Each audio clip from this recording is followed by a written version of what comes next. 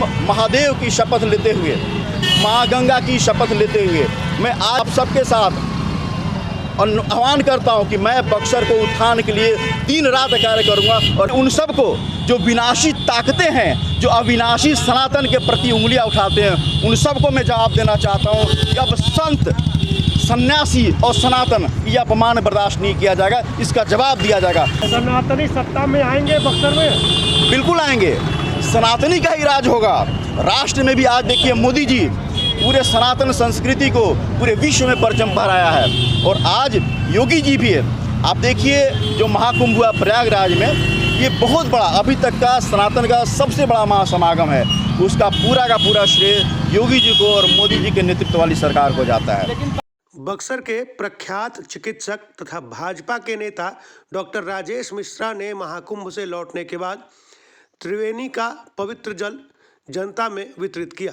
इसके लिए उन्होंने एक यात्रा निकाली और यात्रा के दौरान रास्ते में जो भी लोग मिले सभी को पवित्र जल का वितरण किया गया।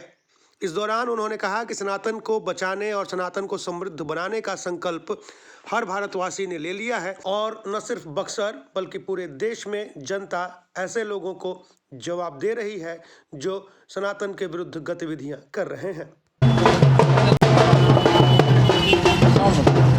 आज बक्सर में आप पद यात्रा कर रहे हैं, क्या आप देख रहे हैं? देखिए, हम लोग कुछ दिनों पहले संगम गए थे प्रयागराज, वहाँ से पवित्र जल हमने प्राप्त किया और वहाँ विभिन्न अखाड़ों के संतों से, महामंडलेश्वरों से मिलकर आशीर्वाद प्राप्त करके जल प्राप्त किया।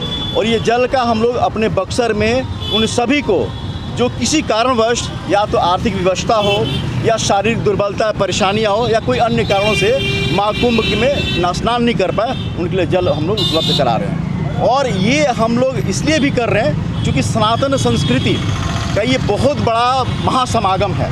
इससे पहले कभी इतना बड़ा महासमागम नहीं हुआ महाकुंभ के रूप में। तो इसमें पूरे देश की आबादी का करीब 40% लोगों ने कुंभ में स्नान किया। तो हम लोग अपने बक्सर ज़िले में, बक्सर में श्रीधाम है, श्रीनगरी है, सभी श्रद्धालुओं तक ये जल पहुंच सके, पवित्र जल से वो स्नान कर सके, इसके पुण्य का भागी बन सके, इसलिए हम लोगों ने रथ यात्रा शुरू किया। आपके पद यात्रा का कुछ लोग चुनावी मायने भी निकाल रहे हैं। देखिए, इसके बहुत मायने चुनावी नहीं है, ये राजनीति कोई कार्यक्रम नहीं है, ये बिल्कुल धार्मिक और सनातनी है। क्योंकि कुछ आप जानते होंगे कि त्रेता युग से चला आ रहा है कि जब भी कुछ यज्ञ अनुष्ठान होता है तो उसमें कुछ राक्षस प्रवृत्ति के लोग उसमें शामिल हो जाते हैं, उसको विघ्न पहुंचाते हैं। तो आज भी ऐसा हो रहा है। अभी विगत कुछ दिनों पहले आरजेडी के सुप्रीमो लालू यादव ने कुछ महाकुंभ के बारे में बहुत अनाप शनाप बोला, तृणमूल कांग्रेस के ममता बनर्जी ने भी कुछ अनाप शनाप बोला और समाजवादी पार्टी के अखिलेश जी और जया बच्चन ने भी। तो मैं उन सबको जो विनाशी ताकतें हैं, जो अविनाशी सनातन के प्रति उंगलियां उठाते हैं, उन सबको मैं जवाब देना चाहता हूं कि अब संत, सन्यासी और सनातन ये अपमान बर्दाश्त नहीं किया जाएगा, इसका जवाब दिया जाएगा और इसका जवाब जनता भी देगी और जनता जवाब लेगी भी, क्योंकि हम सब धर्मनिरपेक्ष हैं। और मैं आप सबको एक बात बता दूं कि सनातन के मूल में धर्मनिरपेक्षता है, मानवता है। तो ये किसी भी खास जाति का नहीं है, पूरे मानव जाति का एक धर्म है जो एक अनुशासन, एक पूरे मानव के लिए उन मानव मूल्यों को आगे बढ़ाने के लिए कार्य बक्सर की जनता का कहना है कि जिस प्रकार से हिंदू और सनातन के नाम लेकर के बीजेपी सत्ता में आ गई, क्या बक्सर में डॉक्टर राजेश मिश्रा भी सनातन का नाम लेकर के राजनीति में आएंगे? अरे नहीं, सनातन का नाम लेकर नहीं, सनातनी हम हैं, हम पूरे नख शिखांत सनातनी हैं और हम सभी नख सनातनी हैं। तो ये सनातनी राजनीति नहीं है, सनातनी एक व्यवस्था है, एक विचार है, एक संस्कृति है, एक सोच है, ये राजनीति नहीं है। राजनीति विधानसभा चुनाव में आप आगे आजमाएंगे? देखिए, चुनाव भाग्य आजमाना वो अलग बात है।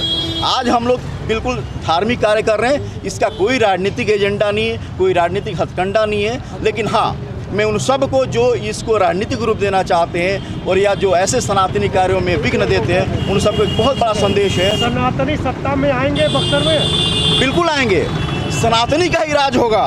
राष्ट्र में भी आज देखिए मोदी जी पूरे सनातन संस्कृति को पूरे विश्व में परचम फहराया है और आज योगी जी भी है।